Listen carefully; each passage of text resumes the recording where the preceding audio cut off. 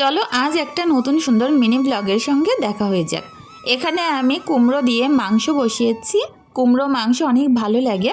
কুমড়োগুলো একদম গলানো যাবে না, আস্তে আস্তে করেই কষা কষা করে নামিয়ে নেব। তো উনানেই রান্না করছি। মাটির উনান মানে আলাদা রকম টেস্ট।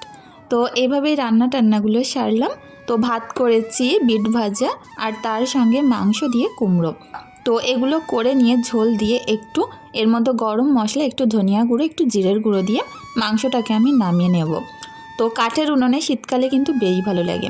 প্রত্যেক দিন বড় বড় ব্লগ তো শেয়ার করি, শর্ট ভিডিওই দেখাই তোমাদের যখন সময় কম থাকে। তার সঙ্গে বাড়িতে অনেক কাজ থাকে, তখন এই মিনি ব্লগগুলোই শেয়ার করি।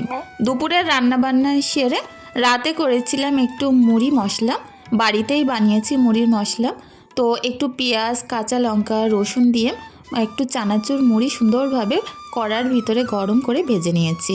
তো ওটা খেতে প্রচুর ভালো লাগে। দেখো এই মুড়ি মশলাটা অনেক মজার হয়। টমেটো দিলে নরম হয়ে যেত, যার কারণে টমেটোটা দিইনি। তো একটু লাল চা, তার সঙ্গে মশলা মুড়ি খেতে বসলাম। দারুণ টেস্ট। তোমরাও এই শীতের সন্ধ্যায় এরকম সুন্দর সুন্দর খাবার কিন্তু বানিয়ে নিতেই পারো। একদম কম খরচে অল্প সময়ে হয়েই যাবে। তারপরে গেছিলাম বাজারে। আমার এই ফটো ফ্রেমটা দিয়েছে, আর এই একটা দুটো ফটো ফ্রেম।